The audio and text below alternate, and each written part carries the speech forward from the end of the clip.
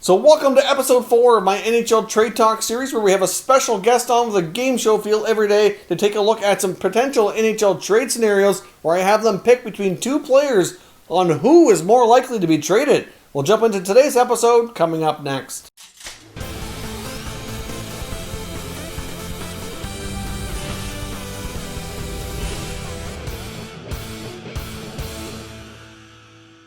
So welcome back to another video here at Top Shelf Hockey. As I mentioned, we're into episode 4 now. I hope you've enjoyed this series so far. We've had 3 other really good guests on. And today we have our 4th guest, Clay Imoo, who's a Canuck vlogger, has a very unique style, and does all his videos all in one take. There's no editing. He mostly records from his car, kind of a car vlogger. And he knows the team extremely well. So of course, some of the questions I'm going to be putting to him today about who would be traded first do have a little bit of a Canuck theme or a Western Conference theme to it between the Canucks players and some of their bigger rivals as well. So let's kick things off here with Clay's first question. It was who would be traded first between 2 all-star defensemen in Drew Doughty and Brent Burns. Hey everyone, I'm Clay Imoo. I'm at Canuck Clay both on YouTube and on Twitter. I'm a Canucks season ticket holder, I'm a Canucks vlogger, and I'm a Canucks parody song creator. And I was thrilled when my friend Mike invited me to be part of his new series, basically looking at 2 players and asking the question, which player is more likely to be traded or to be traded first? Now, of course, it doesn't mean that these players will be traded, and there are a few things you always got to consider, including contract situation, both cap hit and cash owed.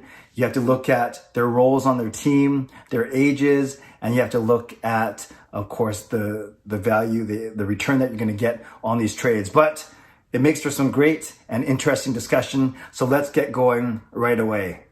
Our first pairing matches up 2 older, overpaid Pacific Division defensemen. And yes, of course, I'm talking about Drew Doughty and Brent Burns. Drew Doughty, back in 2018, he signed an 8-year contract extension for $88 million. So that's $11 million a season. That takes him all the way through 2026, 2027. He is 30 years old. He's turning 31 later this month in December. And last season, he played 67 games and he notched 35 points in those 67 games. Prior to last season, he had played actually all 82 games in the previous 5 seasons. So pretty durable player, of course. And he's played all 12 seasons of his career with the LA Kings. Brent Burns, a little bit older. He's 35 years old, so he's 4 years older than Drew Doughty. And back in November 16, he signed an 8-year, $64 million contract. So he's getting paid $8 million a year, and that goes through 2024, 2025. Last season, he played all 70 Sharks games, had 45 points in those 70 Sharks games. And just like Drew Doughty, prior to this season, the previous 5 seasons, he as well played all 82 games in those 5 seasons, notching at least 60 points or more in all of those seasons. Pretty impressive, whereas Doughty only had 40 points or more in all of those 5 seasons. And he's played 9 seasons with the Sharks, prior to that 7 seasons with the Wild. Okay, so Drew Doughty or Brent Burns, I think if one of these guys were to get traded, it would be Brent Burns. Yes, he's older, but he does not have that $11 million cap hit. And Drew Doughty, not only is it an $11 million cap hit, it's actually $11 million in cash as well. So it's not one of those where the cap hit and the salary are different. No, that's $11 million you have to pay. And that is 13% of the current $81.5 million salary cap. So I think that alone makes it almost an impossible contract to trade. You contrast that with Brent Burns. Already, the Sharks have an overpaid defenseman in Erik Karlsson making $11 million a year. They have their $11 million man, and it's not Brent Burns. So I think if one guy had to get traded, it would be the Sharks trading Brent Burns. I think that trade would happen first over Drew Doughty of the Kings. Doughty's contract is too heavy and still goes for another 7 years. Whereas Brent Burns, yes, he's 4 years older, but his contract ends 2 years earlier. And I think a team might want to use him as a rental, get him as a rental to help with a deep playoff run, perhaps. And I think the fact that not only is his $8 million, it's a cap hit of $8 million, but the actual cash payout to him is actually a bit less than $8 million. It's one of those declining balance contracts. So for all those reasons, and the fact that the Sharks already have Erik Karlsson, I think of these 2 guys, Brent Burns would be the one to get traded first. Great analysis there from Clay. Really well thought out answers. In my opinion, I would say Brent Burns would be the more likely one here to go, given the fact that his contract's a little bit shorter, less money. And I do think it's more likely that he would want a fresh start out of San Jose to maybe finish up his career somewhere else with more of a chance to win, especially now that we've seen his longtime teammate, good friend Joe Thornton give it a shot with the Maple Leafs. Maybe we'll see Burns want to give it a shot somewhere else if things are not looking like the Sharks are going to be able to bounce back and be a contender here anytime soon. And I do have some concerns that they're going to be able to do that. Now, of course, I had to give Clay a Canucks-themed question because I wanted his thoughts and opinions between Brock Boeser and Thatcher Demko. Okay, for this next one, I didn't have to do any research because it's two Vancouver Canucks players. It's Brock Boeser and it's Thatcher Demko. Boeser is 23 years old, has played 3 seasons in the league, drafted in 2015, and in his rookie season, he was a Calder Trophy finalist, and then he's had 2 really good seasons after that, playing with Pedersen, playing with JT Miller, one of the best lines in the entire NHL, and a really good offensive player and working to round out his game overall. He's 1 year into a 3-year contract, his second contract, and it pays him $5.875 cap hit for the next 2 seasons. But that is one of those where the money is actually backloaded. So he'll be in line for a qualifying offer of at least $7.5 million at the end of his current contract.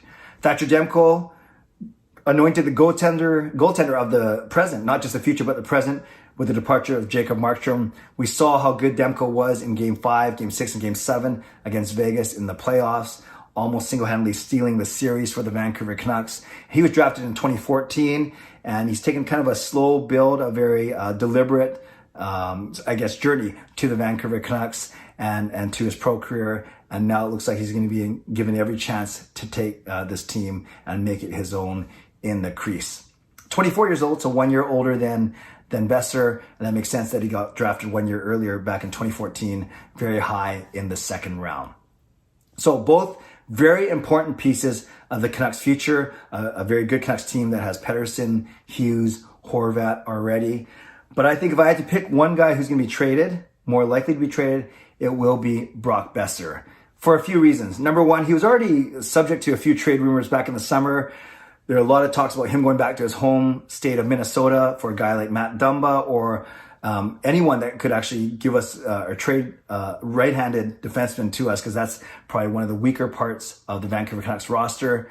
So that's one thing. Brock Boeser's name has already been involved in trade rumors, but that's not the main reason. I think it's easier to trade to acquire a goaltender. The market is full of goaltenders, and whereas the market is not as full for top 6, even top line wingers, which Brock Boeser is.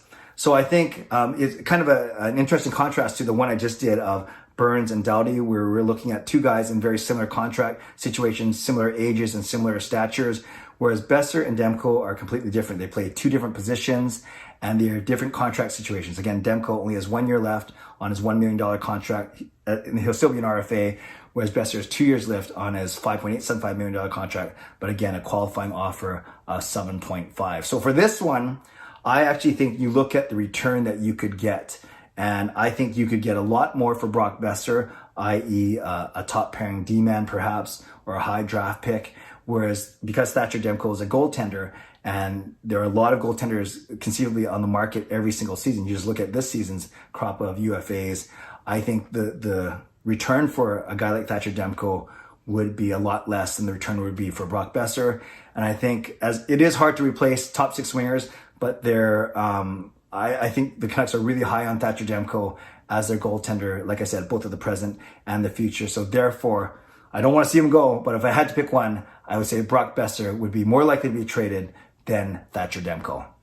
Now, if I had to pick between these 2 players myself, I'm probably picking Brock Boeser because I see Demko as being the goalie of the future. Now, before they traded, before Markstrom left town, I probably would have said Demko on the answer to this question, but with Markstrom being gone, Holtby's kind of being a placeholder to kind of give Demko a little bit more time. They can run a 1A, 1B if they need to. Really, Demko can take the ball and run with it. I think he's going to be given every opportunity. And with Holtby on a short-term deal, I think Demko has every opportunity here to be the goalie of the future. And obviously, I don't necessarily think they want to trade Brock Boeser, but I do think that of all the other guys in the team, if you take a look at it, if they want to address other areas of the team, for example, Boeser would be one of the prime guys to get moved. He's on a short-term contract. He's still going to be an RFA. That they're not going to be moving any other players like a Quinn Hughes or a Pettersson or anything of that nature. So to me, I think Boeser is one of their more tradable assets. I don't think they're actively looking to for by any means, but I think between these two guys, Boeser would be moved before Demko. Now lastly here, I wanted to get Clay's opinion on a couple of their rival players from the Vegas Golden Knights, and Pacioretty or Marchessault. Okay, this final pairing is probably the toughest one for me, and not just because it's two players that were on the Vegas Golden Knights that eliminated the Vancouver Canucks from the playoffs. So we're looking at Max Pacioretty and Jonathan Marchessault. Now, Pacioretty, in September 2018, he signed a 4-year extension worth $7 million a year, so $28 million total. That goes through 2022, 2023. He's 32 years old, and last season he played all 71 games for Vegas, notching 66 points in those 71 games. Prior to that, the two previous seasons, he only played 64 and 66 games, so only 75% of the games. And he's had 2 seasons in Vegas, and before that, 10 seasons with the Montreal Canadiens. Marchessault, on the other hand, in January 2018, he signed a 6-year extension at only $5 million, so $30 million total, and that goes through 2024. And he's 29 years old. He's turning 30 later this month in December. Last season, he played in 66 games, had 47 points, so that's a lot less than, say, Pacioretty's 66 points. He had 75 points, though, in his first season with Vegas, and he's played with 4 teams already. He's played 3 seasons with Vegas, 1 with Florida, and then before that, he was with Tampa, and he was with Columbus to start off his career. So, who's going to be more likely to be traded out of these two guys? This one's a tougher one for me, just because they're both important parts of the Vegas Golden Knights top 6, and they're interchangeable on the top 2 lines there. And this is a very different scenario than the Doughty versus Burns, which is 2 defensemen, but they play on 2 different teams. It's different than the Canucks, Boeser and Demko, because same team, but 2 different positions. These are 2 forwards, 2 wingers who are both important part of the Vegas Golden Knights attack and their offense.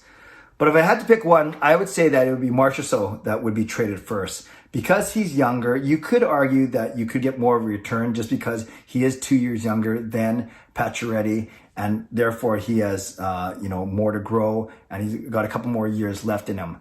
Also, his contract a bit better, $5 million a year as opposed to Pacioretty, $7 million a year. And both of these guys, when you look at actually how the contracts are structured, kind of similar. They're both declining. So the cap actually, the cap hit is higher than the salary that you're going to have to pay out to either of these guys. So if you say that the contracts are washed from a relative value standpoint, I think you go with the younger player if you're an opposing team trying to trade for someone. So I would try and get Marchessault as opposed to Pacioretty. As an opposing team, it would be less on your cap.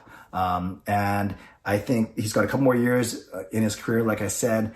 And this is kind of weird, but the fact that Marchessault's already played for 4 teams and was exposed by Florida, even though that was a mistake in the expansion draft a few years ago, whereas Pacioretty's only played for 2 teams, just Montreal before Vegas.